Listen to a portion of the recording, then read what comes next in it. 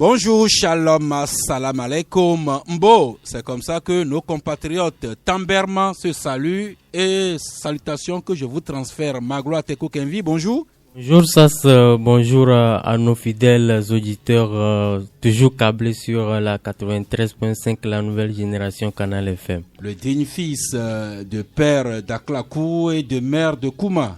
Bien évidemment, je profite de l'occasion pour en tout cas dire bonjour à mes tantes, à mes oncles du côté de Kouma, notamment à Koumambala dans la préfecture de Koloto. Je dis également bonjour à mes parents paternels du côté d'Aklakou dans la préfecture des Lacs. C'est pour vous dire que je suis un bon métis togolais et j'essaie tant soit peu de me souvenir de mes parents des deux côtés. Merci Magloire. Quand vous entriez à la radio, vous avez sans doute croisé une dame qui sortait de la radio, cheveux coupés courts. Oui. Eh bien, cette dame-là est venue spécialement de Ronyomé. L'une des banlieues ouest de Lomé. Elle est venue ici au studio juste pour faire la connaissance des studios de Canal FM et faire la connaissance de l'équipe d'animation du club La Presse. Oui, ça m'a vraiment fait plaisir ce geste de la compatriote. Je l'ai vu, la démarche, ça m'a vraiment plu parce que elle n'est pas aussi jeune que ça, mais quand je l'ai vue, elle nous disait que vraiment, elle a pris sur elle de venir voir ce que c'est que le club de la presse, en tout cas l'image qui est souvent cachée derrière les noms, les voix que les auditeurs écoutent à la maison. Ça m'a fait chaud au cœur. Je me dis là, c'est que on essaie tant soit peu d'apporter un peu de lumière à nos compatriotes. Merci. Et elle nous le témoigne très bien. Ne cachons pas notre plaisir. Et l'homme Mati Chogbe, bonjour. Bonjour Sas, bonjour aux auditrices et aux auditeurs de Canal. Ça nous fait plaisir que ce que nous animons dans ce studio parvient aux oreilles des gens depuis où ils sont. Et l'exemple, c'est cette dame qui a quitté depuis Ronyomé pour venir juste faire la connaissance des locaux de Canal FM et savoir l'équipe qui se cache derrière cette émission Club de la Presse. Oui, ça fait plaisir, ça fait chaud au cœur de savoir qu'au bout des ondes, il y a des personnes qui sont fidèles à cette émission et qui sont quand même curieuses de découvrir l'équipe, du technicien derrière la baie vitrée à l'animateur en passant par les journalistes qui commentent l'actualité. Ça fait plaisir de le savoir et nous sommes aussi de tout cœur avec ces personnes. Nous pensons à elles et nous engageons à mieux faire parce que leurs critiques et leurs commentaires nous font quand même plaisir. Merci, grande dame Yawa. Juste pour compléter que le club de la presse, c'est pas seulement ceux qui parlent, il y a aussi et surtout ceux qui sont derrière la baie vitrée et qui manipulent, qui manient les boutons. Vitogbe Koko Michel Tomega et Géraud Dakoucha. Ainsi, l'équipe est pleine. Et Magloire, vous savez, Dieu fait bien les choses. Ce vieux constaté dont nous parlons, et vous allez comparer avec la pensée du jour que nous avons choisi aujourd'hui. C'est Anthony Bobbins qui a écrit que c'est ce que vous pratiquez en privé qui vous récompensera en public. Encore une fois, c'est ce que vous pratiquez en privé qui vous récompensera en public. Oui, je crois quand même que l'auteur a assez bien fait de le dire ainsi parce que dans la vie, tout ce que nous faisons, en réalité, nous ne le faisons pas pour nous-mêmes. Nous le faisons pour l'opinion, pour la masse. Et c'est pour cela qu'il est toujours bien de bien faire les choses. Peu importe les problèmes de la vie, peu importe les soucis, les péripéties que nous traversons, si nous avons à faire quelque chose, il faut mettre la passion dedans, il faut mettre tout l'engagement parce que on s'adresse à une opinion et si c'est bien, c'est l'image là que vous reflétez et si c'est mauvais, c'est l'image là également qu'on gardera de vous. Eh bien, des Togolais et des humains, des plus célèbres aux plus anonymes, l'écrivain Anthony Bobbins nous rappelle que c'est ce que nous pratiquons en privé qui nous récompensera en public. Voilà, juste vous présenter les excuses de Michel Sarakawa Balo-Tchadja qui a dû prendre la route très tôt ce matin. Il y a une urgence familiale qui requiert sa présence à Yadebou, Kara. Et l'autre mousquetaire, Ambroise Yao Konjo, accusera un retard, mais il m'a promis qu'il nous rejoindra dès qu'il le pourra. Eh bien, au Club de la Presse ce jour, il y a 2 pages spécialement. Un côté, le premier chapitre qui va porter sur l'économie et la technologie. À la lumière de vos parutions dans la Nouvelle Tribune, nous allons évoquer quelques développements de notre économie. Et puis, le long chapitre du processus électoral où nous allons parcourir tous les aspects. Mais commençons donc par l'économie, la technologie et par ce dont nous souffrons depuis hier. Depuis l'après-midi d'hier mercredi, c'est fastidieux, difficile, voire impossible avec les connexions Internet. La preuve, c'est le réseau WhatsApp qui ne marche pratiquement pas ou bien très difficilement. Magloire Teko Kenvi. Oui, vous savez, on a été pris de coup hier autour de 18h quand on n'arrivait vraiment plus à nous connecter à Internet. On pensait que c'était juste une panne de quelques minutes, mais au fil des minutes, on s'est rendu compte que c'est devenu en tout cas une véritable panne. Et à ce jour, la situation reste la même. Je ne vous dis pas combien nous avons souffert avant que le journal ne paraisse aujourd'hui, parce que nous sommes dans un monde régi par le numérique aujourd'hui. On est à l'ère, n'est-ce pas, de la technologie. On ne pourra rien faire sans la technologie. Et donc, depuis hier, en tout cas, je constate que pratiquement toutes les couches socio-professionnelles en souffrent. Même ceux qui, en tout cas, utilisent l'Internet juste pour envoyer un clin d'œil aux parents, aux amis et tout le monde en souffre. Et j'imagine à peu près les retombées négatives que ça doit avoir, n'est-ce pas, sur les entreprises et tout ce qui est comme société dans ce pays. Parce que vous n'êtes pas sans savoir qu'avec la nouvelle technologie, avec le développement du TIC, on mène des activités, des affaires à partir de l'Internet. Et aujourd'hui, j'imagine à peu près les retombées négatives sur le chiffre d'affaires. La technologie, notamment l'Internet, qui est un outil indispensable dans la vie de ces moments. Et puis, hier, j'étais avec des amis qui disaient que voilà, le gouvernement a déjà commencé par couper la connexion Internet. C'est en prévision de l'élection présidentielle du 22 février prochain, comme quoi on peut aller trop vite en besogne. Et c'est dans ce contexte-là que hier, nous avons suivi ce communiqué lu sur la TVT. C'est un communiqué émis par le groupe Togocom. Togocom évoque des coupures multiples de liens internationaux au niveau du Portugal et de l'Espagne. Voilà la cause des perturbations que nous constatons depuis hier dans l'accès Internet. Et Togocom, tout en présentant ses excuses, rassure qu'elle, je ne sais pas si on dit là où le Togocom, eh bien Togocom promet mettre tous les moyens pour nous sortir rapidement ou bien dès que possible de ces difficultés. Voilà la raison que Togocom a officiellement évoquée. Bon, on prend acte de ces raisons parce que là, ma foi, j'ai aussi pris connaissance de ce communiqué là ce matin seulement, et ma foi, je suis resté sur ma soif. Toutefois, toujours est-il qu'il peut y avoir des pannes techniques, c'est pas exclu, parce que en matière de technologie et tout ce qu'il y a comme équipement technique connaît toujours des pannes. Maintenant, c'est la réactivité ou le niveau de réactivité pour résoudre les pannes ou la panne en fonction qui pose problème. Là, on nous parle du Portugal, de l'Espagne et tout. Bon, là, on prend acte des raisons avancées par Togocom. Maintenant, sur le terrain, il y a des difficultés. C'est vrai que il y a des lignes qui marchent quand vous vous faites le tour de la ville, il y a des lignes qui marchent, il y a la connexion qui est accessible difficilement, je le précise aussi, sur certains réseaux. Je vais pas faire la publicité à des entreprises ici, mais pour Togocom, il faut reconnaître que ça ne marche pas. Et depuis hier, autour de 16h30, la liaison est tellement difficile. Jusqu'à ce matin, on n'a même pas de connexion Internet. Je ne sais pas pour le moment comment se débrouillent les banques, parce que j'ai pas encore essayé. Je ne sais pas si entre-temps les guichets automatiques de banque fonctionnent.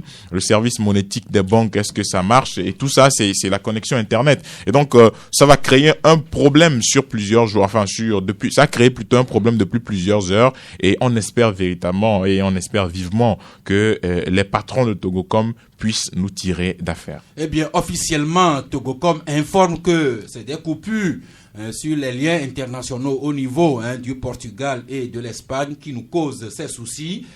Est-ce qu'il y a autre chose? On se contente pour le moment de la raison qu'évoque Togocom, et ça nous met en connexion avec cette information parue dans Jeune Afrique que j'ai écouté ce matin sur Radio Internationale et qui paraît également à la page 6 du confrère Le Perroquet, qui écrit « Banque, cybercriminalité, les banques ouest-africaines sont mal protégées ».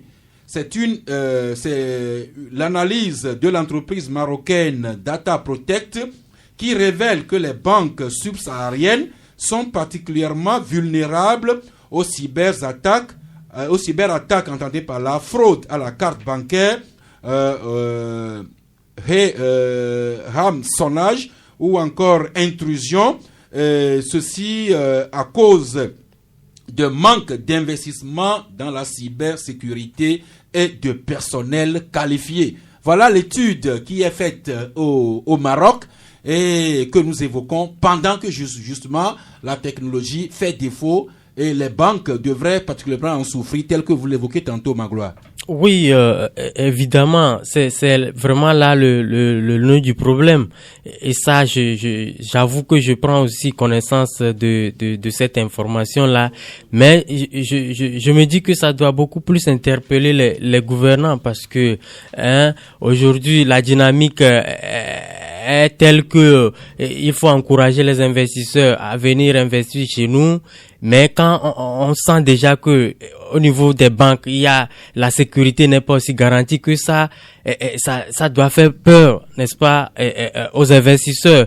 Et donc, je me dis, les autorités, naturellement, devraient prendre connaissance de cette information-là et travailler parce que il y a plusieurs aspects aussi à voir dans ça. On sait que oui, c'est en tout cas, c'est une information sortie d'un laboratoire marocain. On sait également que sur le plan diplomatique, le Maroc frappe actuellement aux portes de la CEDEAO. Est-ce que c'est une question de lobbying? D'une manière ou d'une autre, on ne sait pas encore, mais le plus important, c'est tout ce qui touche à l'économie des pays, tout ce qui touche aux banques et tout, on doit les prendre au sérieux. Et donc, je me dis, on voit déjà la réalité au Togo depuis hier avec ce qui se passe, en tout cas, ce qui se passe avec notre connexion. Et donc, je me dis, on a du travail à faire. Tout n'est pas mauvais quand même, mais je crois que on doit redoubler d'ardeur pour pouvoir satisfaire la clientèle et protéger l'économie de nos pays. Merci. C'est le plus important. Cette étude marocaine de Data Protect qui révèle que les banques de l'Afrique subsaharienne, dont celle du Togo, seraient exposées à la cybercriminalité faute d'investissements conséquents et de personnel qualifié. Nous parlions tantôt des perturbations dans la connexion Internet. Alors, j'ai en direct la réaction d'un auditeur qui nous suit depuis Rome et qui nous apprend que dimanche dernier, toute la matinée, c'est presque toute l'Italie qui avait connu le même problème de connexion Internet. Et la raison évoquée en Italie, c'était également les perturbations de ces coupures au niveau du Portugal. Comme pour dire que... et là, voilà la confirmation de ces raisons qui nous viennent depuis Rome en Italie. Bon, je pense que il va falloir que, au niveau des sociétés impliquées dans la fourniture de la connexion Internet, on puisse nous trouver des solutions très rapidement, parce que le client il n'attend pas beaucoup. S'il doit attendre beaucoup, vous voyez tout ce qu'il y a comme manque à gagner. Et moi, je ne sais pas, mais depuis hier, je parie qu'il y a des clients qui courent vers d'autres opérateurs en termes de connexion Internet qui sont sur la place et dont la connexion fonctionne depuis hier probablement. Donc je parie que d'ici à ce matin, la demande doit être extrêmement forte pour ces opérateurs-là, parce que au moins ils ont la connexion Internet. Et donc je pense que c'est un marché concurrentiel. Il va falloir qu'au niveau de Togocom, comme à l'international, on puisse véritablement s'impliquer ou être à pied d'œuvre pour pouvoir nous trouver une solution. Sauf qu'il n'y a pas que la connexion Internet qui connaît des perturbations ces derniers temps. L'adduction d'eau potable aussi. Et là, encore officiellement, c'est la TDE qui a sorti officiellement un communiqué pour informer que pour des travaux que la TDE fait sur ces lignes, il pourrait y avoir des perturbations sur quelques lignes. Même chose au niveau de la CET, qui parle des travaux à effectuer sur le réseau gazoduc, qui pourrait également induire des difficultés, des dysfonctionnements dans la fourniture de courant électrique sur certains réseaux. Magloire, donc Internet, eau et électricité, voilà les problèmes que nous avons et que les sociétés elles-mêmes communiquent courageusement. Oui, on constate tout simplement que les petits soucis s'accumulent ces derniers jours pour les Togolais, mais en réalité, le plus important, ce n'est pas les problèmes, mais c'est comment pouvoir parvenir à régler ces problèmes en temps réel. C'est le plus important, et en tant que structure, en tant qu'entreprise, on doit également s'attendre à des difficultés pareilles. Mais il faut, comme l'homme l'a dit, de la réactivité. Il faut être proactif à intervenir dans le temps pour pouvoir donner satisfaction à la clientèle. C'est ça. Je crois que quand on le fait, on garde toujours, comme la citation l'a bien dit, une belle image de soi. Et c'est ce que la clientèle veut. Merci. Des difficultés à nous faire servir par quelques prestataires, mais ailleurs c'est carrément fini, comme la compagnie d'assurance Ogar. Et c'est ce que vous écrivez, Elon Atichogbe. Ogar Assurance, c'est définitivement fini, si on peut le dire. Bon, en fait, c'est ça. Vous savez, c'est quand même une triste nouvelle pour cette grande boîte rachetée en 2015 par, une grande boîte qui s'appelait FEDAS, c'est-à-dire la Fédérale d'Assurance, rachetée en 2015 par Ogar. Et déjà en fin d'année 2019, il y a eu une note qui a été prise au niveau international, au niveau de la structure qui gère les compagnies d'assurance en territoire UEMOA sur les territoires des pays de l'UEMOA. Cette structure a bien évidemment communiqué que Ogar Assurance devrait arrêter de renouveler les contrats qui sont échus, et par rapport à un souci de recapitalisation ou à un plan de capitalisation. Et donc on en était là lorsque en juillet, je pense en novembre, voilà, ou en décembre plutôt, à la suite d'une session tenue au Gabon par la structure qui gère les compagnies d'assurance sur le territoire de l'UEMOA. On en était là lorsque la compagnie a pris la décision de retirer tous les agréments d'Ogar Assurance Togo par rapport à ce souci. Et donc, le communiqué officiel de la structure est tombé le 9 janvier 2020 qui précise bien évidemment que Ogar Assurance Togo n'est plus habilité à opérer sur le territoire togolais. Et donc, je pense que maintenant, c'est les clients de ces structures qu'il va falloir voir comment est-ce que les clients vont s'en sortir, quel est le plan d'indemnisation des clients, ou comment ça va se passer la suite, parce qu'il y a des gens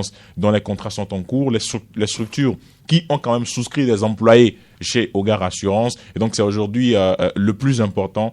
Que va devenir ce plan-là d'indemnisation de ces clients par rapport à la compagnie Ogar Assurance Togo? Eh bien, l'agrément de la compagnie Assurance Ogar lui a été retiré depuis le 14 décembre dernier par la commission régionale de contrôle et d'assurance. Le journal L'Économiste aussi en parle et dit que Ogar s'en va. Et Magloire, la CRCA qui enjoint à Ogar d'indemniser ses clients dans une période de 40 jours à partir du 14 décembre dernier. Je sais pas comment Hogar va faire ça, mais j'ai particulièrement mal parce que il y a une fidèle auditrice, très chère amie, qui travaille ou bien qui travaillait à Hogar Assurance. Je me demande ce qu'elle deviendrait. Oui, c'est un peu la triste réalité. Depuis quelques jours déjà, on vit cette information, on vit ce malaise-là. En réalité, ça se situe à deux niveaux. Au niveau de ceux qui ont souscrit, n'est-ce pas, aux produits aux gars et également aux employés. Et comme vous l'avez dit, j'imagine, n'est-ce pas, la peine de cet Togolais-là, des deux bords, qui sont pratiquement victimes de cette situation. Mais on va surveiller cette histoire de près pour voir comment est-ce que ces compatriotes-là seront accompagnés, n'est-ce pas, pour pouvoir s'en sortir tant soit peu. Eh bien, Hogar qui n'a plus d'agrément, Hogar qui s'en va, Hogar qui a 40 jours pour indemniser qui de droit. Situation similaire pour une institution de microfinance, système financier décentralisé comme on l'appelle, Lumen qui est fermé depuis 2 semaines. C'est ce que vous mettez à la manchette de votre journal, Ilomati Chogbe. Oui, Lumen fermé depuis 2 semaines. C'est vrai, c'est officiel maintenant. Quelles sont les raisons? Et c'est ce que nous avons évoqué dans notre parution du jour, parce que au-delà de la fermeture, il va falloir qu'on puisse s'intéresser aux raisons, parce qu'il y a plusieurs clients dont les plaintes nous sont parvenues par rapport à cette institution de microfinance transformée entre-temps en caisse d'épargne de crédit. Et qu'est-ce qui se passe selon les nouvelles ou les informations qui sont parvenues à notre rédaction, Lumen s'est vu retirer son agrément en fin d'année 2019 sur un arrêté ministériel signé du ministre de l'économie et des finances, Sani Yaya. Et dans l'arrêté ministériel en question, l'article 1er stipule la raison pour laquelle on retire l'agrément à la caisse d'épargne de crédit Lumen. Il dit, je cite, que la société ou la caisse d'épargne de crédit Lumen a sous-traité son agrément, c'est-à-dire a signé un contrat de cession d'agrément pour couvrir les opérations de collecte et de dépôt d'une structure dénommée Sichopé Sarl.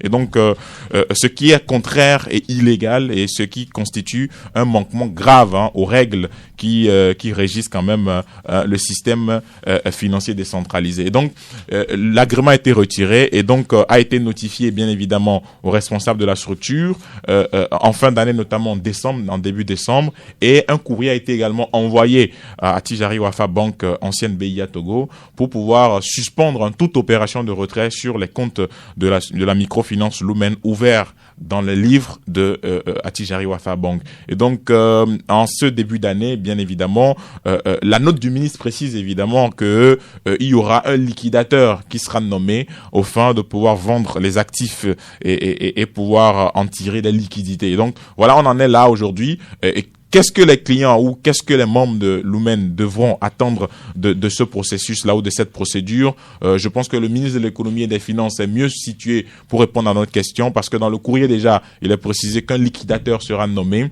pour pouvoir s'occuper de la suite du processus. Mais toujours est-il que ce liquidateur aura aujourd'hui tous les attributs et se substituerait, c'est ce que précise la note, aux ex-dirigeants de Lumen en ce qui concerne toute opération sur les comptes de la société ici au Togo. Donc, les adhérents et les membres n'ont plus qu'à attendre cette procédure qui va quand même être déclenchée par le ministre de l'économie et des finances, parce que c'est à lui de nommer le liquidateur pour gérer la suite du processus. Merci. Le Club de la Presse pourrait revenir sur le sujet Lumen demain.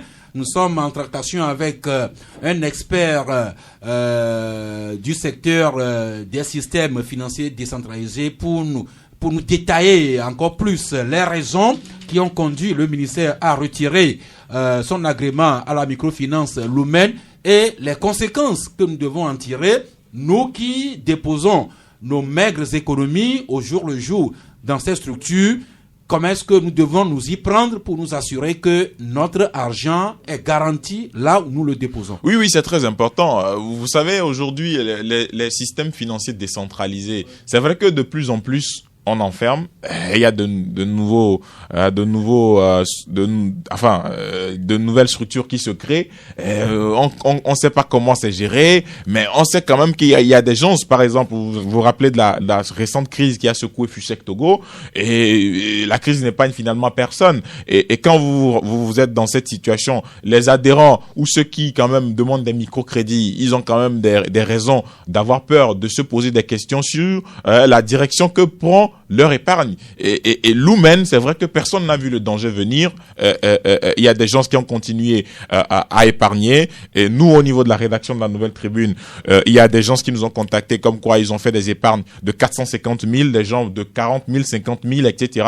Et c'était la désolation par rapport à cette situation. Et vous vous rappelez qu'il y a de cela quelques années, il y a une microfinance au niveau de Niekonakwe qui a mis la clé sous le paillasson pour les mêmes raisons. Le directeur a pris la clé des champs. Oui, et voilà. Et finalement, on se pose la question de savoir comment est-ce que, sur la base de quelles études, est-ce que on donne l'agrément à ces institutions de microfinance, et quel est le suivi de leur portefeuille. Il faut le préciser aussi. Quel est le suivi du portefeuille? Comment se portent aujourd'hui ces institutions de microfinance? Déjà que les taux usuriers qu'ils appliquent ou les taux qu'ils appliquent sur les prêts ou les microcrédits sont des taux qui sont excessifs et qui, ma foi, il y a certaines institutions qui dépassent même les critères de convergence de l'UEMOA en la matière. Et donc, au niveau de l'APSFD, je crois, l'Association professionnelle des systèmes financiers décentralisés, il faudrait qu'on puisse nous donner les raisons qui motivent ces fermetures répétitives des IMF au Togo, afin que les clients ou les adhérents puissent désormais savoir à quoi s'en tenir. Merci. Si tout marche bien, nous pourrions avoir un expert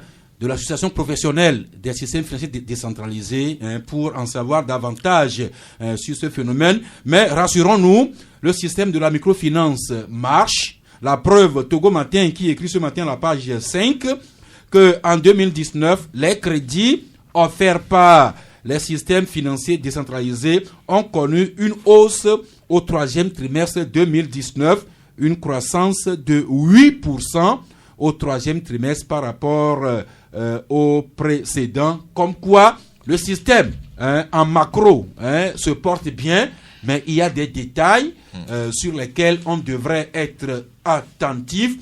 Et comme nous parlons de l'argent que nous déposons dans la microfinance, comme le dit le directeur général de la FUSEC Togo, c'est l'argent de la sueur à Debega. L'argent de la sueur.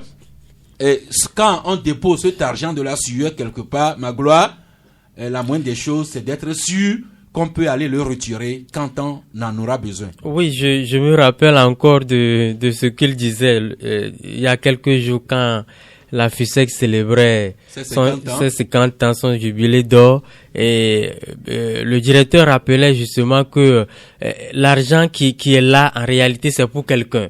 Et le moment où le monsieur ou la dame décidera de venir reprendre son argent, tu n'as pas d'excuse à lui présenter. Et donc, il invitait vraiment les agents, ceux qui travaillent à la FUSEC, de faire en sorte que ce que les gens déposent chez eux, qu'ils soient de bons garants pour que le moment venu, en tout cas, le client ne soit pas fâché parce que il est venu sans trouver ce qu'il a déposé. Mais dans l'ensemble, je dis ce que je comprends, je maîtrise pas trop bien, par exemple la question ou le problème de Lumen, mais ce que je comprends un peu du développement de Elom, c'est que ce n'est pas l'entreprise qui a décidé elle-même de fermer les portes, mais c'est le gouvernement au travers du ministère de l'économie et des finances, sur la base d'un certain nombre d'insuffisances, en tout cas d'arrêter de mettre un terme à ces activités. Mais le plus important, moi je dis, vous savez, l'affaire IDH reste toujours un souvenir coriace, douloureux dans les esprits des Togolais, et il va falloir que le gouvernement s'emploie pour que les Togolais, ceux qui ont épargné leur argent, en tout cas ceux qui ont leur argent là-bas, puissent rentrer en possession de leur dû. C'est ce que moi je dis, parce que quand on commence par nommer, en tout cas désigner des banques comme Ati voilà, pour poursuivre le processus, je me dis, il faut faire en sorte que le processus ne soit pas trop long pour que l'attente soit trop longue. Il va falloir y aller très vite pour que les Togolais puissent, en tout cas, ceux qui ont déposé leur argent là-bas puissent être en possession Merci. rentrer en possession de leur là argent. en profane, mais si tout se passe bien, nous reviendrons sur le sujet demain avec un expert qui nous viendra de l'association professionnelle des systèmes financiers décentralisés. Mais comme nous en parlons, quand on a évoqué la FUSEC Togo, rappelez que nous avons une petite épargne au sein de la COPEC Solidarité et nous voudrions être sûrs que aussi bien à la COPEC Solidarité et que à la COPEC Maturité, notre pauvre argent de la sueur se trouve en sécurité. Et dans 30 minutes, peut-être que les auditeurs pourraient revenir sur le sujet quand nous allons ouvrir l'antenne et qu'ils vont à composer le 22 21 33 74 ou bien le 22 20 19 68 pour nous en faire savoir davantage. À présent, nous ouvrons la page du livre Processus électoral. Dans le premier tour, ce sera le 22 février 2020, dans moins d'un mois. Alors, les dernières évolutions, c'est les 7 candidats qui ont été validés par la Cour constitutionnelle et qui connaissent depuis hier la place qu'ils vont occuper sur le bulletin de vote. Togo Matin en parle, tout comme votre journal Flambeau des démocrates, Magloire. Bien évidemment, vous savez, le processus est en cours et hier, la CENI a tenu, c'est en tout cas organisé cette conférence au terme de laquelle l'ordre des candidats sur le bulletin de vote a été rendu public. Eh bien, on notera donc en première position, nous avons le candidat Maître Tchassona Traoré. Il sera suivi du candidat Georges Kwessan William. Non, deux, c'est Komiwolu. Justement, Komiwolu en deuxième position. En troisième position, le docteur William Kwessan. En quatrième position, nous avons le candidat Fornia Singbe. Et en cinquième position, nous avons le candidat Mengogé. Et en sixième position, le candidat Jean-Pierre Fabre. Et en septième position, le candidat Gabriel Messan Agbeyome Kodjo. Merci. Je ne sais pas. Vous savez, l'homme, il y a des gens qui sont superstitieux avec les chiffres. Est-ce qu'on peut faire de la prémonition? Est-ce que celui qui figure en tête du bulletin de vote pourrait garder cette même place après le scrutin? Je ne sais pas. Mais j'ai lu sur une plateforme hier, Fornia Singbe en 4e position pour son 4e mandat. Oui, c'est vrai que ça sonne tellement bien. Je sais pas si c'est un pur hasard, mais c'est vrai qu'il est 4e sur le bulletin de vote et il est en course pour un 4e mandat. Et moi, je suis pas mage. Je ne peux pas interpréter les chiffres ou savoir exactement ce qui va se passer. Mais de toutes les façons, ça rime bien. 4e sur le bulletin de vote pour un 4e mandat. Mais aujourd'hui, je crois que ce pourquoi on doit tous focaliser nos attentions, c'est la transparence et l'équité du scrutin présidentiel du 22 février prochain. Et que surtout que la campagne qui va s'ouvrir le 6 février prochain puisse s'ouvrir enfin de façon paisible afin que les Togolais puissent tranquillement faire leur choix. Maintenant, je pense qu'on va revenir dessus sur les candidatures des uns, la candidature des uns et des autres. Nous allons y revenir, voilà. Mais comme nous le sommes tous un peu superstitieux, des gens font de la prémonition. J'ai évoqué ce lien-là où quelqu'un écrivait que Fornia Singbe est en 4e position sur le bulletin de vote pour son 4e mandat. Sur une autre plateforme, j'ai lu que le dernier sur le bulletin de vote va arriver en tête le soir du scrutin. Donc chacun est servi. Maintenant, toute l'attention, c'est est-ce que tout le processus est transparent pour que ce soit les méritants qui soient proclamés vainqueurs au soir du 22 février prochain. C'est toute la bataille, l'aspiration des Togolais ici, de l'intérieur, mais la communauté internationale également qui est avec nous. La preuve, nous accueillons depuis quelques jours une énième mission de l'ONU conduite par le docteur Ibn Chambas qui n'est plus à présenter. Cette délégation qui a été reçue hier à la HAC et qui a été également reçue par la présidente de l'Assemblée nationale Et on a écouté, la mission a annoncé une séance de travail avec les acteurs politiques, peut-être les médias, courant la journée. C'est pour dire que l'extérieur suit avec attention ce qui se passe chez nous. Et il n'y a pas que l'ONU. Il y a quelques jours, la CENI a sorti un communiqué portant sur la fiabilité du fichier électoral. Et la CENI nous informait que elle avait travaillé avec les experts de la CEDEAO et de l'organisation internationale de la francophonie. Et à ce propos, le perroquet qui écrit aujourd'hui CEDEAO, OIF, un air de déjà vu. Voilà les efforts qui se font au plan national et avec l'accompagnement de l'extérieur pour que ce processus soit le plus transparent possible. Et l'homme.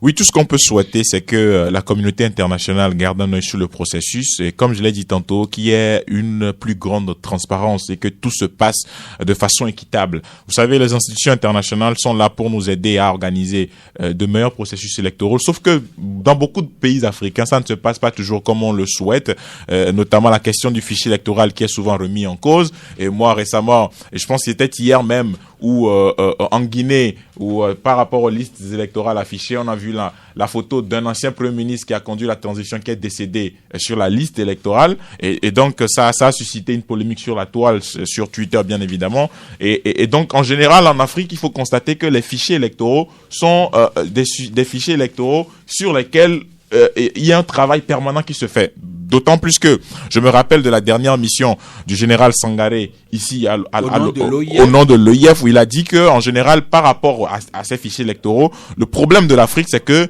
il n'y a pas au niveau des mairies, les naissances, les actes de naissance ne sont pas informatisés. C'est-à-dire que même au niveau des décès qui ne sont pas systématiquement signalés, et il a souhaité qu'il y ait une informatisation du fichier dans plusieurs pays afin de savoir si quelqu'un meurt et voilà, ça signale automatiquement dans le fichier qu'il est décédé, ou s'il y a une nouvelle naissance, on comptabilise jusqu'à ce que la personne ait 18 ans. Et donc pour éviter que les fichiers électoraux soient souvent revus, toilettés, réactualisés, etc., ce qui coûte énormément de sous aux pays africains, il a souhaité qu'on aille vers une informatisation de ces genres de fichiers. Et donc je crois qu'aujourd'hui on a un peu plus de 3 millions d'électeurs, 3 600 000 électeurs, un peu plus pour 9 300 et quelques bureaux de vote. Je crois que là la CENI a communiqué ces chiffres, bien évidemment, par rapport à la présidentielle du 22 février. Et ce qu'on peut souhaiter, c'est que l'ONU et l'OIF puissent bien évidemment nous assister et entendre toutes les parties pour que les préoccupations des uns et des autres soient prises en compte dans le cadre de ce processus électoral pour que les résultats soient des résultats qui soient véritablement sortis des urnes. La transparence, c'est ce qui est cher à tout le monde. L'accompagnement de l'extérieur, la CEDEAO, l'OIF, l'ONU, mais au plan national, c'est l'exigence des acteurs politiques au jour le jour. C'est dans ce sens que le comité de suivi mis en place par le gouvernement a tenu sa dernière séance le mardi dernier. On y a vu le président de la CENI, un représentant de la HAC, le ministre en personne de la sécurité, le ministre en charge de l'administration territoriale et bien d'autres acteurs en face des acteurs politiques, notamment les représentants des candidats. Un débat, je présume, sans tabou a été animé. Et rappelez, Magloire, que en fin de semaine dernière, la CENI avait ouvert ses locaux aussi bien à Lomé que dans toutes les préfectures, une façon de dire que la CENI n'a pas de cadavre dans son placard. Oui, c'est un peu l'interprétation qu'on peut faire de la situation, parce que vous savez, depuis un moment, le reproche qu'on fait le plus souvent, en tout cas au gouvernement et à toutes les institutions qui s'impliquent dans l'organisation des élections au Togo, c'est que les résultats ne sont forcément pas ceux qui sortent des urnes. Et donc, si aujourd'hui la CENI décide d'ouvrir ses portes aux citoyens pour pouvoir s'approcher de cette institution-là, voir comment est-ce qu'elle travaille. Je crois quand même que c'est déjà un pas, parce que quelque part, peut-être qu'on reconnaît que c'est parce qu'on vit en autarcie, on ne s'ouvre pas trop aux gens, que les gens ont cette appréhension-là de comment est-ce que nous fonctionnons. Et donc, c'est un début. Je crois que c'est de bonnes guerres. Et moi, je me dis, dans l'ensemble, nous sommes des Togolais. Et le plus important, c'est de travailler ensemble pour qu'au soir du 22 février, que même le perdant, le dernier des perdants, puisse applaudir le vainqueur et reconnaître qu'il a vraiment perdu. Et donc, si tel n'est pas le cas, on aura fait tout ça, mais on n'aura pas avancé véritablement, parce que le plus important, c'est que on s'en sorte tous gagnants. Qu'on gagne ou qu'on perde, c'est le Togo qui gagne, mais il va falloir que celui qui perd reconnaisse vraiment qu'il a perdu. Et ça interpelle vraiment toutes les institutions qui s'impliquent dans l'organisation du scrutin à faire en sorte que d'abord qu'il y ait de la confiance entre les institutions et les Togolais, parce que sans la confiance, je crois que on ne pourra pas avoir une adhésion populaire par rapport aux chiffres. Et donc, le plus important pour moi, c'est de se faire confiance et travailler ensemble pour que les résultats qui sortent des urnes soient vraiment ceux qui, en tout cas, confortent la thèse ou du moins les résultats là, que les Togolais aient vraiment l'impression que c'est ce qui peut sortir des urnes. Toujours sur la transparence, il y a le candidat Agboyome Kodjo qui demande entre autres que les résultats du scrutin soient proclamés bureau de vote et pas bureau de vote déjà au soir du 22 février prochain. Et sur la même chose, le confrère Liberté paru aujourd'hui parle de la triche comme mode d'emploi du pouvoir RPT uni. Maintenant, est-ce que l'opinion est rassurée sur la transparence qui va entourer ce processus-là? Nous serons édifiés quand nous allons ouvrir tantôt l'antenne à partir de 12h. Bon, moi j'ai quelque chose à dire par rapport à la proclamation des résultats bureau de vote par bureau de vote. C'est vrai qu'on a 9300 et quelques bureaux de vote. Je ne sais pas si la CENI pourra proclamer bureau de vote du 1er au 9383e. Voilà, et je pense que c'est un exercice fastidieux, mais néanmoins, ce que je peux dire pour aller vite, c'est que je pense que chaque candidat à la présidentielle a droit à un délégué ou des délégués dans chaque bureau de vote. Et depuis longtemps, on a toujours dit que les candidats aux élections dans ce pays n'ont jamais pu avoir un seul délégué dans chaque bureau de vote. Donc, sur l'ensemble du territoire, 9389 délégués sur l'ensemble du territoire. À quoi cela est-il dû? Parce qu'aujourd'hui, quoi qu'on dise, même si dans certains bureaux de vote, il y a des anomalies, etc., votre représentant, votre délégué a quand même autorité à pouvoir dire non, je ne signe pas ce procès verbal. Parce que je pense que les résultats tels qu'ils sont, proclamés tels qu'ils ont été écrits sur le tableau ne se reflètent pas sur le procès verbal. Et donc, je pense qu'il y a un travail même au niveau des candidats à faire pour que chaque candidat puisse envoyer un délégué au moins dans chaque bureau de vote pour que, au niveau des états-majors des partis politiques, pour une fois, ils puissent avoir l'ensemble des résultats de Lomé à Saint-Cassé. Parce que ça s'est posé en 2015 lors du FRAC, je crois, où monsieur Jean-Pierre Fabre était candidat. Et finalement, on s'est rendu compte que sur les 9000 bureaux de vote à l'époque, il n'avait pu collecter que 6000 procès-verbaux. Et donc, on n'a pas pu couvrir l'ensemble du territoire national au niveau de cet état-major de partis politiques. Et donc, même chose au niveau des autres candidats. Donc, au niveau de l'opposition, je pense que il y a quand même un travail d'organisation à faire pour pouvoir avoir chacun de son côté les résultats à travers des délégués qui sont positionnés. Nous rappelions juste cette exigence entre autres d'Agboyome qui demande que les résultats soient proclamés bureau de vote par bureau de vote. À ce sujet, un auditeur qui nous envoie ce message que si on s'accorde que la CENI prend 1 minute pour proclamer le résultat d'un bureau de vote, il va coûter 156 heures à la CENI pour proclamer tous les résultats. C'est 156 heures qui fait 6 jours, plus de 6 jours. Non-stop. Si la CENI devait proclamer les résultats bureau de vote, pas bureau de vote. Mais ça, c'est l'exigence d'un candidat. Ce que la CENI en fera, on attend de voir. Et nous continuons avec l'observation. La transparence d'une élection passe par l'assurance que des observateurs étrangers et neutres seront de la partie et certifient. Et c'est ce qui nous amène à cette polémique. Depuis que cette semaine, le gouvernement, par le ministère de l'administration territoriale, a signifié un niet à la commission épiscopale Justice et Paix qui voudrait observer. Voilà le vainqueur qui écrit. Le ministre Boukpessi dit non au conseil épiscopal Justice et Paix. Flambeau des démocrates, vous y consacrez 2 articles à la page 3 d'abord. Et là, c'est même votre éditorial que vous intitulez Notre drame. Et là-dessus, vous parlez carrément d'un divorce entre le pouvoir public, entre le pouvoir de Lomé et l'Église catholique du Togo. Oui, c'est notre manière de caricaturer un peu la situation qui prévaut actuellement entre l'Église catholique et le gouvernement togolais.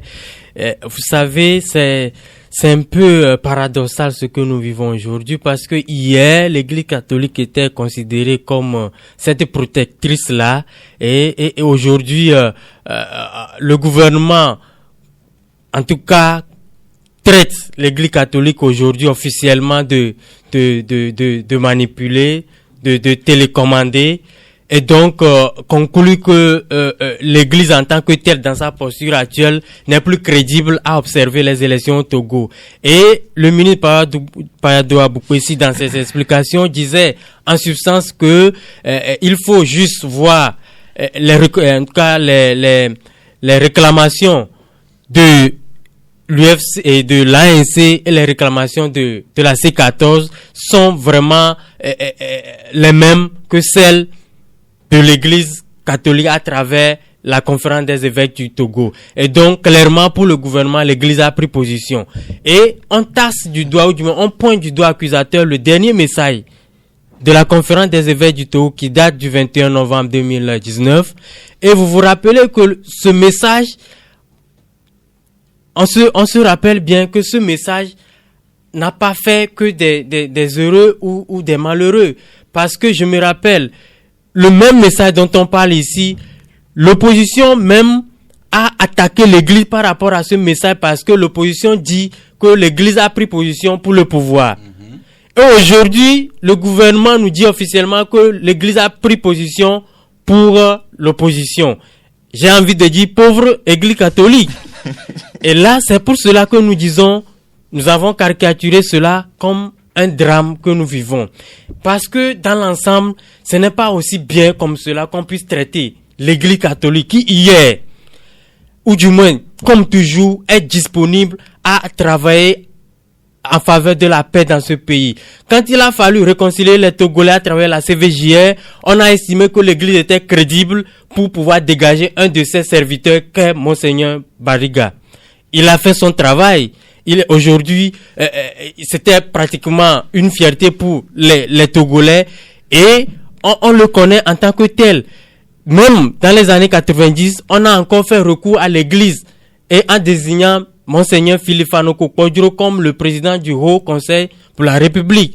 Et donc, dans l'ensemble, l'Église a été toujours présente dans le processus, en tout cas, de développement et économique ou politique du Togo. Mais aujourd'hui, quant à cette Église-là de manipuler, de téléguider par des puissants dont on ne veut pas dévoiler l'identité, nous disons que ce n'est pas bon parce que les mêmes personnes qui disent ça les dimanches, ils se retrouvent à l'église, devant les prêtres, devant les évêques. Et quand l'évêque dit son homélie est fini, les mêmes personnes disent Amen.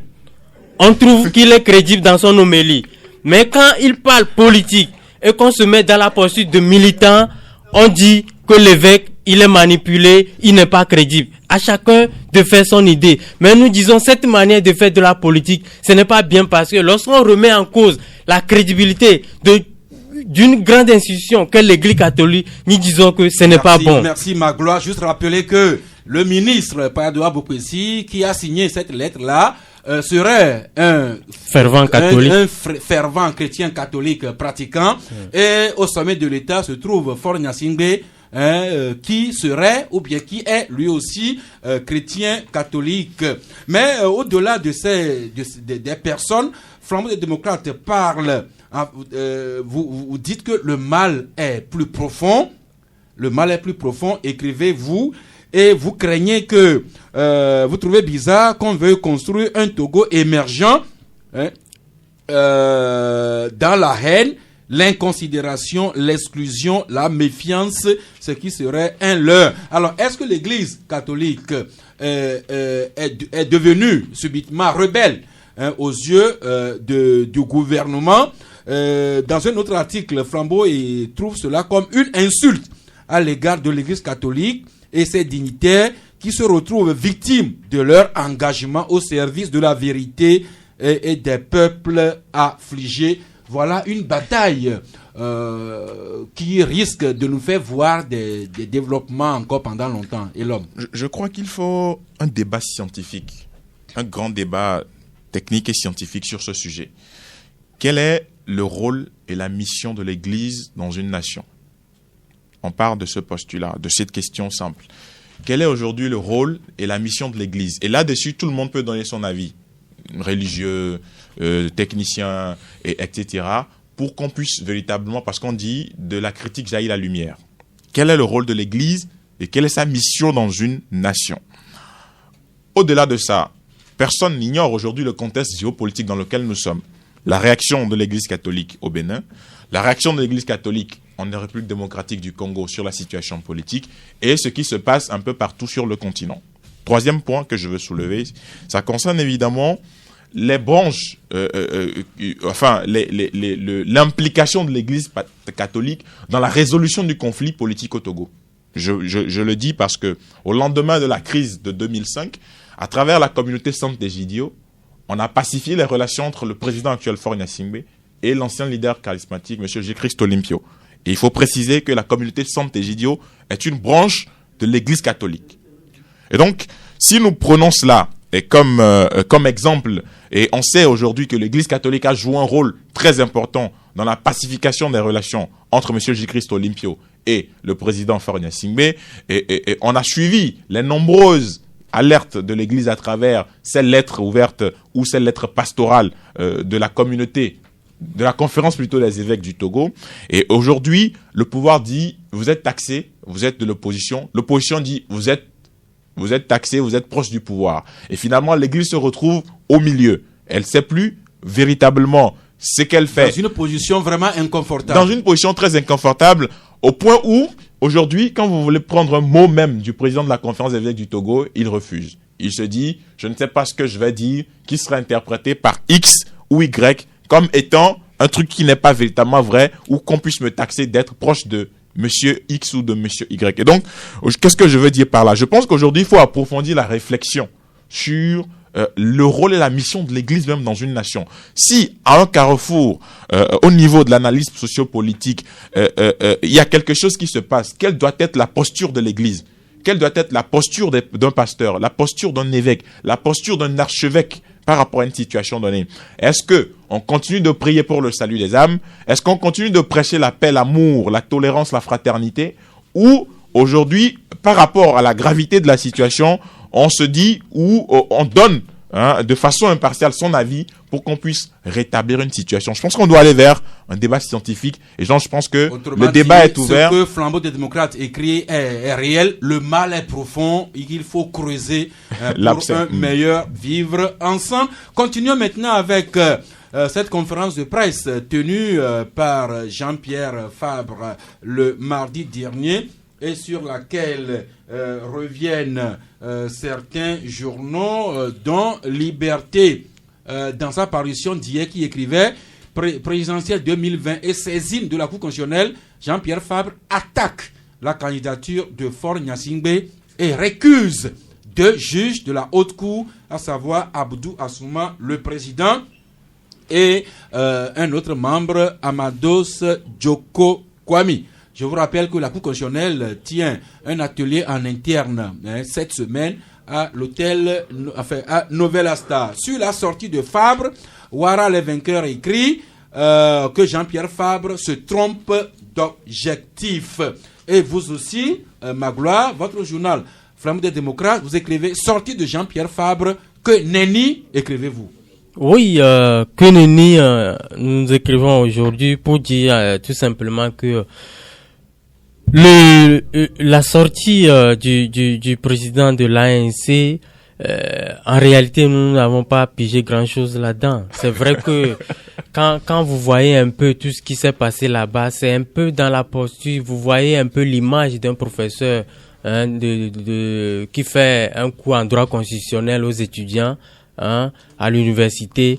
Et donc c'était un débat beaucoup plus juridique là-bas. Ce qu'il posait là-bas, c'était un peu plus juridique.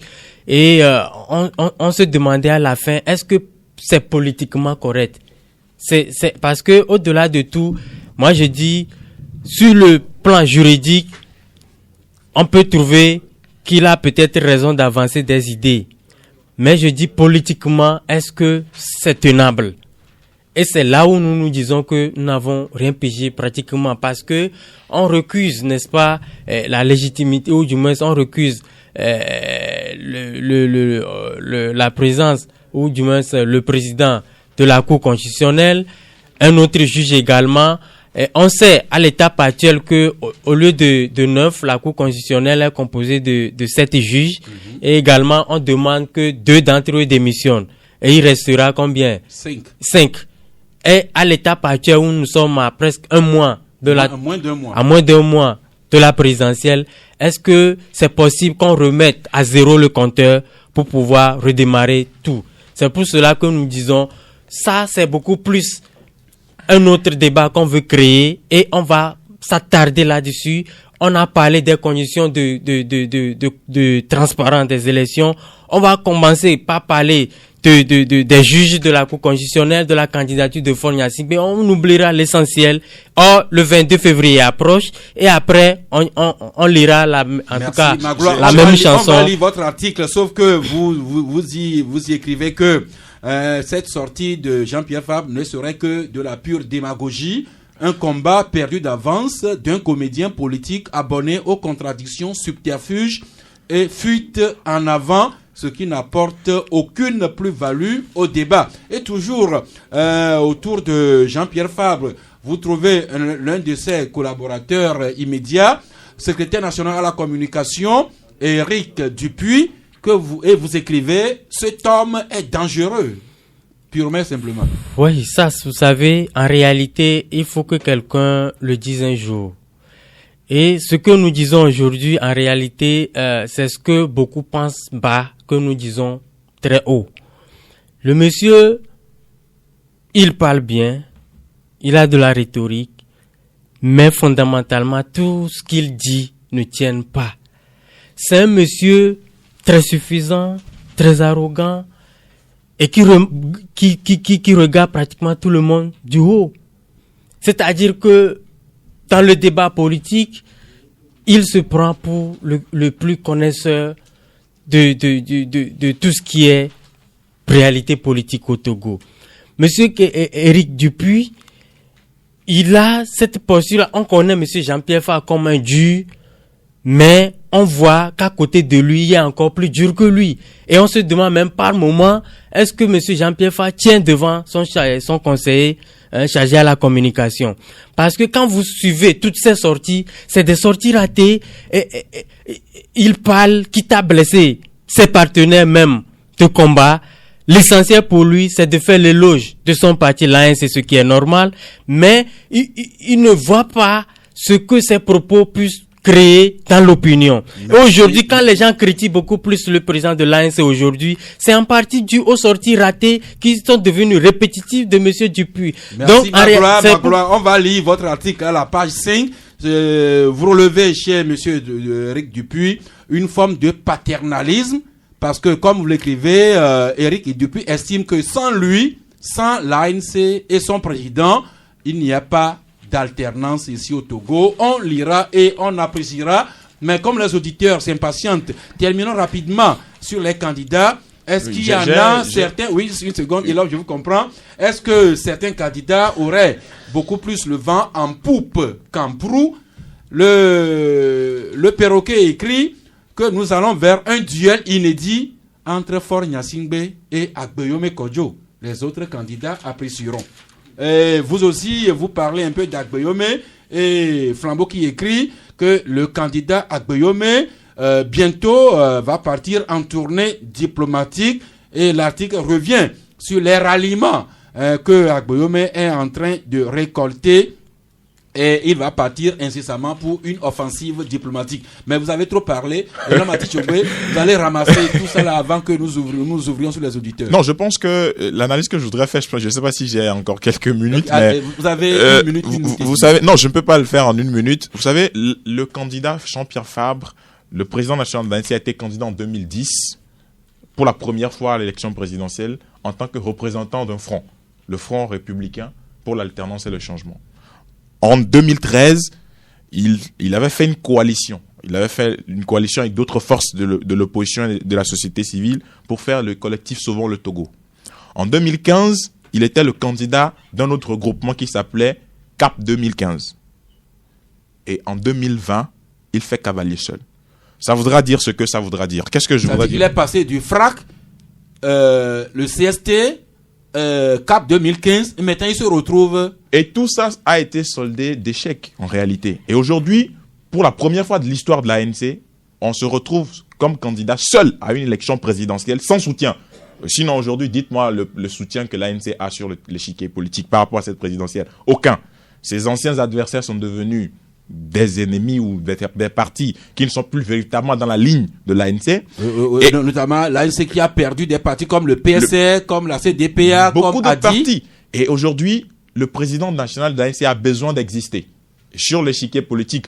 Quand vous prenez les candidats à cette présidentielle, on dit qu'il y a 3 candidats qui se dégagent. Jean-Pierre Fabre, Agbeyomi Kodjo et le président de la République, Faure Gnassingbé. Que le match va se jouer entre ces 3 candidats.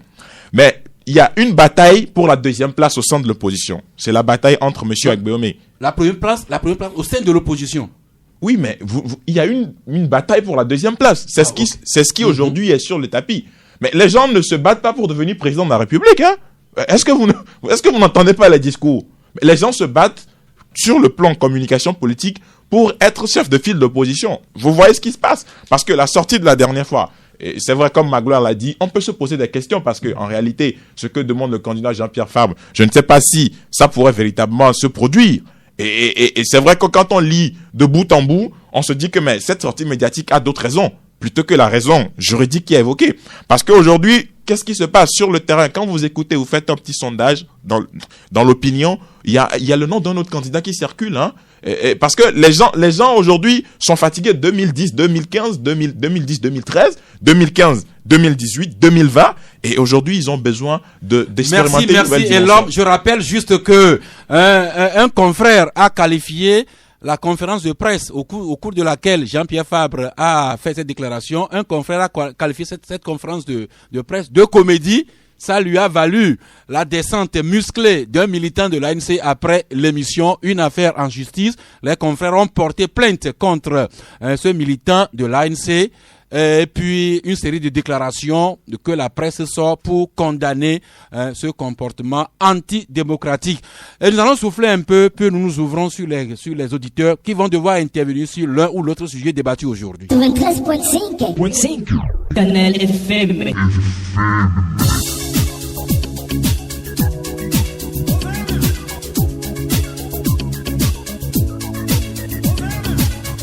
Eh bien, c'est parti pour le club de la presse inclusif avec notre voisin de quartier, Kossi de Gbadago. Bonjour. Oui, ça c'est bonjour. Oui. Comment vous allez ça? Ah, ça va chez nous. Ok, excusez-moi, je veux revenir sur le sujet des faux médicaments dont vous avez parlé hier parce que j'ai tenté de le mettre en ligne, je n'avais pas réussi. Ah, je ne sais pas si les confrères pourraient vous répondre, mais allez-y quand même. Oui, c'est juste pour dire que cette problématique de faux produits, c'est vraiment un problème parce que quand nous regardons nos pharmaciens qui font une formation de près de 7 ans, qui viennent et qui sont dans les officines, qui sont seulement des vendeurs de produits. Ils ne vendent que les produits. Ils utilisent des gens qui sont là, qui n'ont peut-être... Voulez-vous éloignez-vous un peu de votre poste radio? Oui, c'est et vrai. allez-y rapidement, s'il vous plaît. D'accord. Donc, ils emploient des gens qui ont un niveau peut-être du collège et qui vendent les produits. Eux-mêmes, ils ne sont pas là.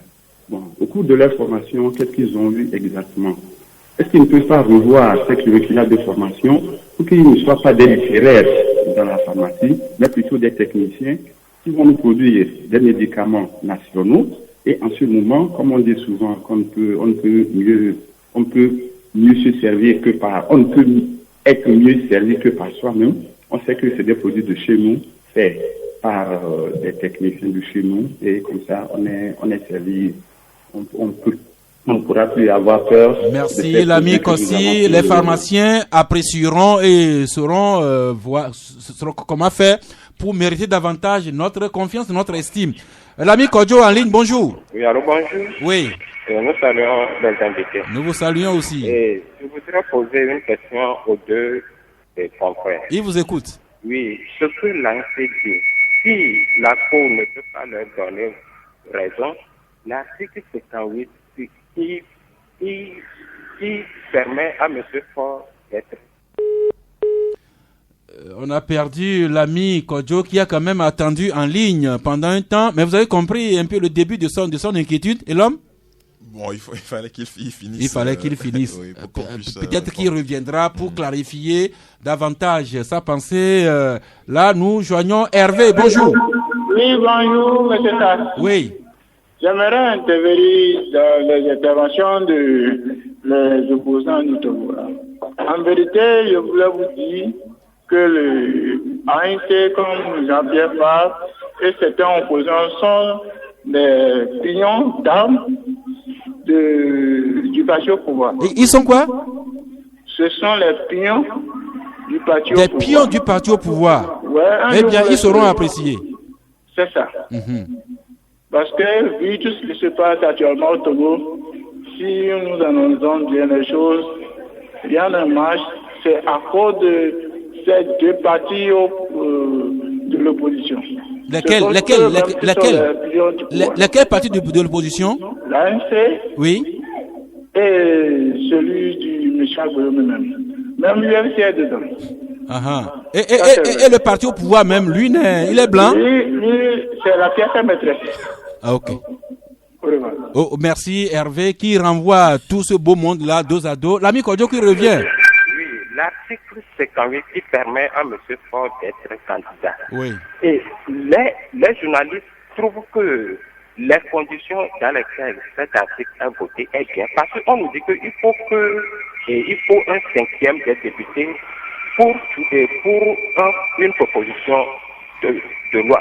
Du moment où c'est un seul individu qui s'est levé pour proposer cette loi, automatiquement, on ne peut pas considérer la loi. Donc, tout ce qui se passe actuellement, cette élection même, on devrait l'annuler et organiser autre chose. Parce que tout est flou. Merci beaucoup. Merci. Alors, et l'homme et ma gloire, du point de vue purement juridique, est-ce que l'argument évoqué par Fabre n'est pas au moins sujet à discussion? Bon, vous savez, moi je suis pas juriste. Et l'interprétation du droit, je m'en méfie beaucoup parce que ça va dans le sens où ça arrange un politique ou non. Et donc, moi, je renvoie cette question aux juristes qui sont habilités à se prononcer dessus, puisque je n'ai pas les outils nécessaires pour me prononcer sur la question. Merci. L'ami abonné en ligne, bonjour. Monsieur Sass, bonjour. Oui.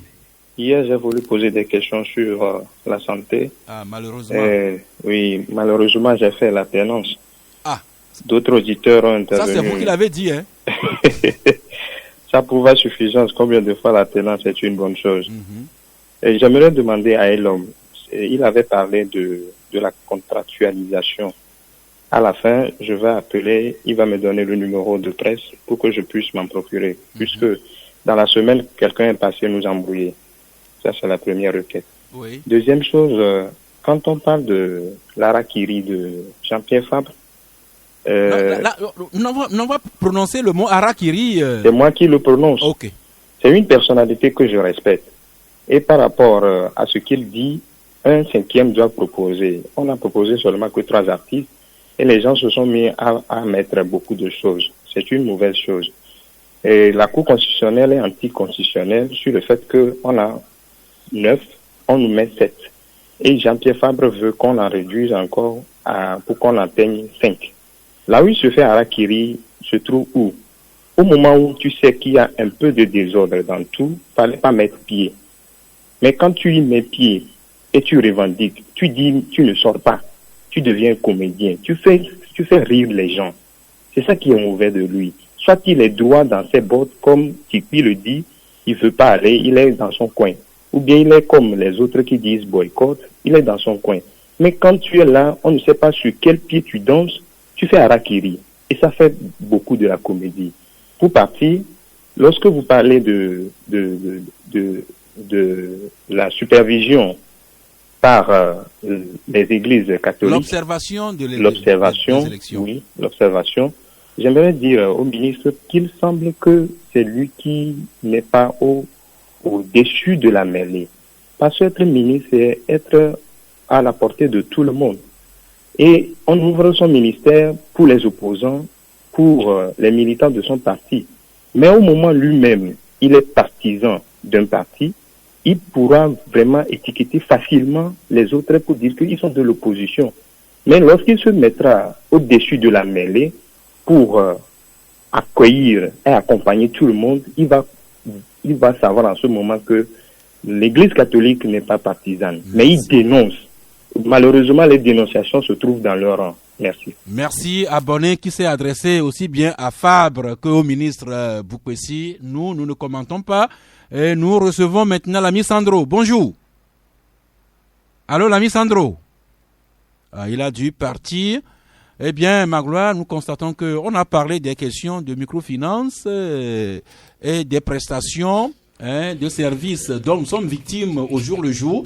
Mais les amis auditeurs ne s'intéressent encore une fois qu'à la politique. Oui, c'est ce que nous constatons depuis un moment. La politique, on n'en parle tellement que ça nous régente finalement. Et le conseil est fait également aujourd'hui où on a discuté des questions de proximité, mais apparemment, c'est toujours la politique qui a l'Internet qui nous cause des problèmes, les perturbations dans la fourniture d'eau, d'électricité, l'assurance ou bien les inquiétudes sur la microfinance. Peut-être que ceux qui appellent ont accès à Internet.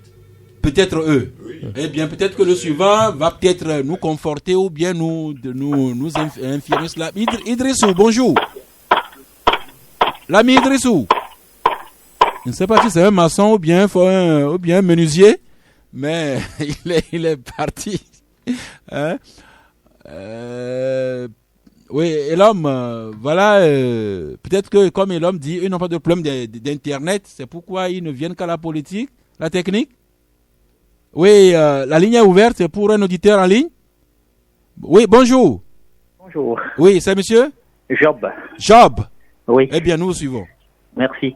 Je voudrais m'appesantir un peu sur l'analyse faite par l'un de vos collègues sur monsieur Dupuis. Mm-hmm. Oui, c'est tout à fait normal parce que c'est un monsieur qui est en train de blesser la popularité de Jean-Pierre Fabre. Mm-hmm. Si vous entendez tout ce qu'il dit, il faut qu'il mette un peu d'eau dans son vin de langage. Mm-hmm. Parce que là, par exemple, la fois passée, quelqu'un l'a pris, je pense que c'est sur vos antennes. Il a dit donc, il y a longtemps qu'Éric Dupuis ne passe même plus devant le studio de Canal FM. Oui, c'est l'autre, Victoire, voilà, okay. Le matin. Et il disait, on lui demandait le pas que Agbeomé faisait envers Fabre, et il disait que qui veut le pape va à Rome. C'est des langages qui ne sont pas bien en politique. Je voudrais parler de cela en premier. Et secondo, pour le fait que Jean-Pierre Fabre a demandé la récusation de 2 juges de la Cour constitutionnelle, c'est vraiment une comédie. Parce qu'en amont, il devait savoir en même temps que la Cour n'est pas légale. Basons notre analyse sur l'entendement humain. N'allons même pas sur le terrain juridique.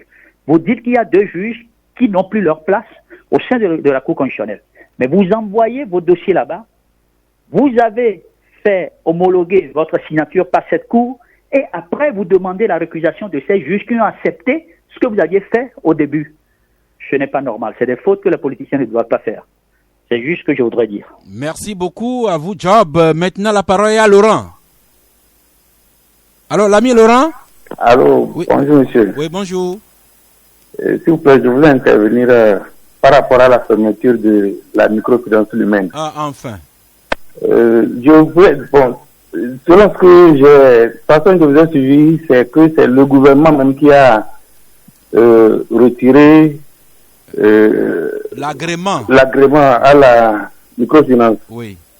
Sachant bien que la microfinance, c'est pas elle-même qui a son argent là-bas, c'est les pauvres populations. Oui. Surtout les pauvres revendeurs, surtout qui ont déposé leur argent là-bas. L'argent de la sueur. Oui. Est-ce que le gouvernement ne pouvait pas procéder autrement? Parce qu'il y a une dame qui voulait, d'Atigou, qui voulait m'envoyer d'aller la retirer. C'est pour continuer son commerce. C'est hier, moi, qui l'apprenais que la microfinance est fermée. Oui.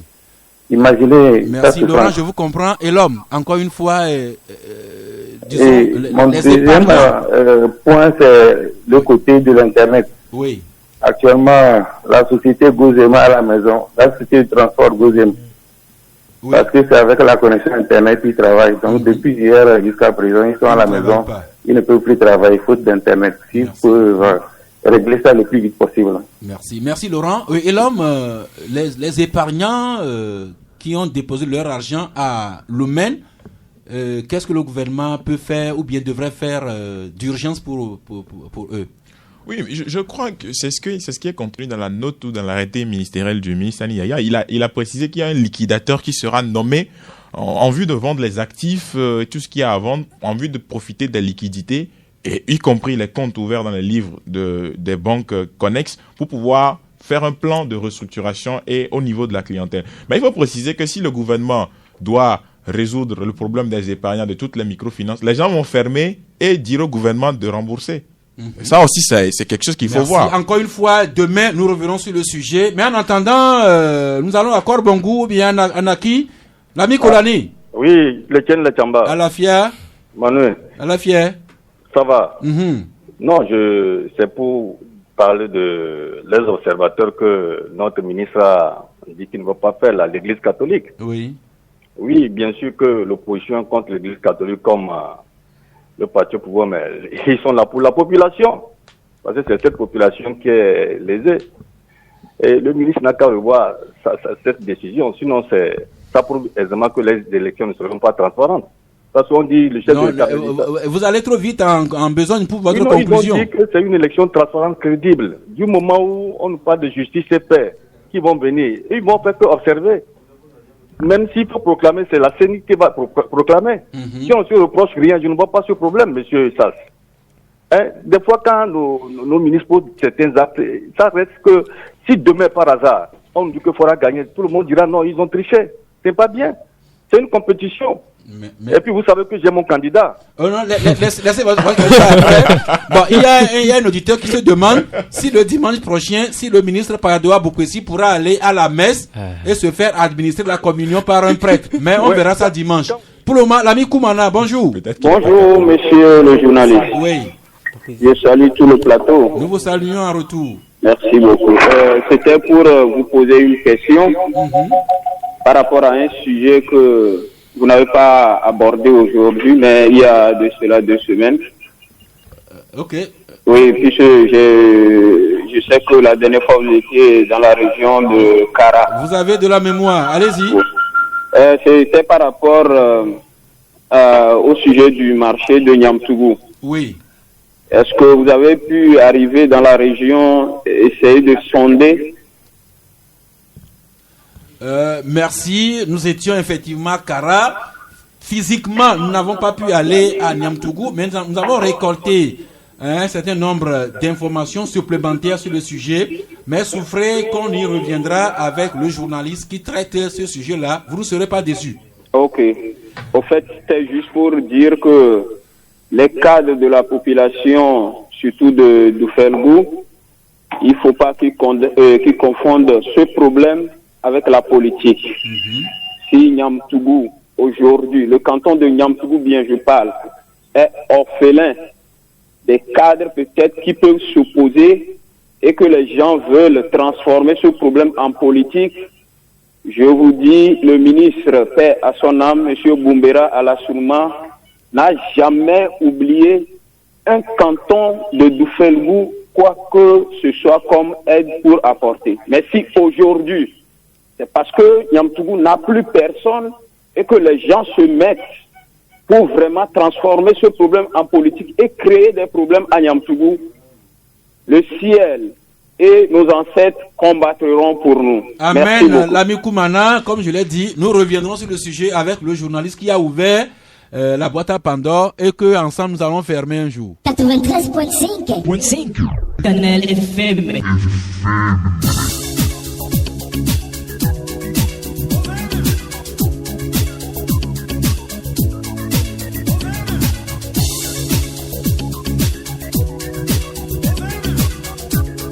Eh bien, merci, amis auditrices et auditeurs.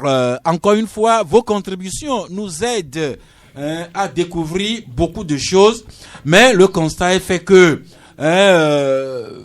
les amis auditeurs ne s'intéressent qu'à la politique. Aujourd'hui, on a presque tous les Togolais ont leur argent dans une microfinance. Et voilà le mail qui vient de fermer. Qu'en est-il pour les autres? Au lieu de s'en inquiéter, de même que de la connexion Internet, de la TDE, de la CET et de nos problèmes particuliers, ce n'est que encore une fois la politique. Finalement, et là, nous allons devoir y aller aussi et ne servir que politique dans vos colonnes et dans nos émissions. mais alors que c'est plutôt ces mêmes personnes qui nous accusent de traiter trop le sujet politique dans nos parutions. Bon, pour dire rapidement que c'est vrai, c'est un problème important et comme nous sommes aussi à l'orée d'une élection présidentielle, la plus capitale, la plus importante de tout pays. Je pense que c'est ça qui motive les interventions des uns des autres par rapport au sujet politique. Parce que aujourd'hui, quoi qu'on dise, on est dans la fièvre électorale, on ne peut pas ne pas parler politique, ça s'impose à nous. Malgré les problèmes que nous avons, ce qu'on voit devant, c'est l'élection du 22 février 2020. Donc, je crois que c'est ce qui motive les avis des uns des autres par rapport au sujet politique. Merci. Vous, Magloire? Oui, moi, particulièrement, je vais partir de l'intervention de l'auditeur Kolani pour dire en réalité, comme les gens nous tracent déjà le chemin politique, on y est, et je voudrais forcément interpeller, n'est-ce pas, les gouvernants, parce que aujourd'hui c'est eux qui gouvernent. C'est de faire en sorte que l'élection qui se profile à l'horizon puisse se dérouler dans la paix, dans la quiétude. Et je l'ai dit dans mon développement, il va falloir qu'on accorde une bonne place à la confiance. Parce que vous imaginez, on parlait justement de la décision du gouvernement à ne pas accréditer la mission d'observation de l'église catholique. De l'église catholique, parce que justement, quand vous voyez un peu, il y a un signal. En tout cas, l'église catholique prévoyait et déployer quelques 9000 observateurs sur le terrain. Et bizarrement, vous verrez également que la CENI a prévu quelques 9000 bureaux de vote. Mais quand aujourd'hui le gouvernement refuse d'accréditer cette mission-là, ça forcément donne des arguments aux gens de penser peut-être ce que le gouvernement n'a pas pensé faire. Et donc, quand on sait également que on verra sous peu toute une multitude d'organisations qui vont fouler le sol togolais, qui vont être des équipes qui vont superviser les élections des observateurs, pendant que on refuse aux Togolais de superviser les élections. Moi, je dis ça, tout ça, ce ne sont pas de bons signes. Il va falloir qu'on renvoie des signaux plus clairs, plus prometteurs pour que la confiance s'installe entre les acteurs, entre les Togolais. Merci. Un auditeur qui trouve quand même que le gouvernement a quelques raisons de s'inquiéter parce que l'auditeur revient sur les derniers messages de la conférence des évêques du Togo et l'auditeur parle également des sorties de Monseigneur Kodjro, également du mouvement Espérance pour le Togo, tout ça qui est animé par des acteurs de l'église catholique. Et pour l'auditeur, c'est tout cela qui fonde l'auditeur à se méfier que les gens là ne viennent pas observer, quitte à faire des déclarations qui nous poseraient problème. Ça, oui, justement, ça, en réalité, c'est ce que tous les Togolais disent aujourd'hui. Parce que au-delà de ce qu'on dit, forcément, il y a une motivation. Et quand vous analysez un peu le contexte, vous verrez qu'en réalité, l'engagement du prélat Kodjro, c'est que ça gêne. Et parallèlement à ça également, on voit l'association Expérience pour le Togo, que préside l'un des, en tout cas, l'un des porte-parole est prêtre de l'Église catholique. Elle est prêtre de l'Église catholique. Que nous recevons de temps en temps dans justement, et parallèlement également à ça, on connaît un peu la position de l'un des pivots du conseil, de la conférence épiscopale? Non, pas de l'organisation qui a été récusée. Justice et paix. Voilà, Conseil Justice et paix. Je vais parler du professeur Kwaku Magoula Kwakouvi. On connaît également sa position, son analyse sur l'actualité socio-politique au Togo. Tout ça mis ensemble, on sait en réalité pourquoi on refuse, n'est-ce pas, la mission d'observation. Mais un autre auditeur qui dit que Agbouyomo Kodjo, candidat unique de Kodjo, n'est pas candidat unique de l'Église catholique. C'est cette précision que tient à faire également cette auditrice. Eh bien, on va terminer ici aujourd'hui avec vos cartons. Et bon, je n'ai pas de carton. Bonne journée à toutes et à tous. Merci. Vous, Magloire? Moi non plus, pas de carton, mais tout simplement pour féliciter et encourager un compatriote qui se bat bien. Il a décidé d'apporter sa pierre à l'éducation de notre nation. Aujourd'hui, il a mis en place une agence de sécurité. Il lance cet appel-là. En tout cas, c'est une offre d'emploi qu'il lance à l'endroit des jeunes Togolais des deux sexes âgés de 18 à 40 ans, de préférence qui ont résidence dans les zones de Toglekope et Agbalepedo. Et donc, pour toute information, il est accessible au 90 82 82 68. Voilà, donc c'est pour dire que il y a des gens qui font quand même quelque chose de bien de leur côté pour permettre aux Togolais de trouver de l'emploi. Je peux m'associer avec Carton Vert à ce Togolais qui offre de l'emploi pour les jeunes Togolais des deux sexes, 18 jusqu'à 40 ans. Si vous voulez faire la sécurité, que vous habitez dans les quartiers Agbalepedo et Toglekope, vous contactez le 90 82 82 68 pour en savoir davantage et avoir un peu la chance de sortir du chômage, c'est ça? Pourquoi pas? Merci. Eh bien, c'est fini pour aujourd'hui. Bon appétit. Nous vous retrouvons demain vendredi à 11h si Dieu le veut et Dieu le voudra bien.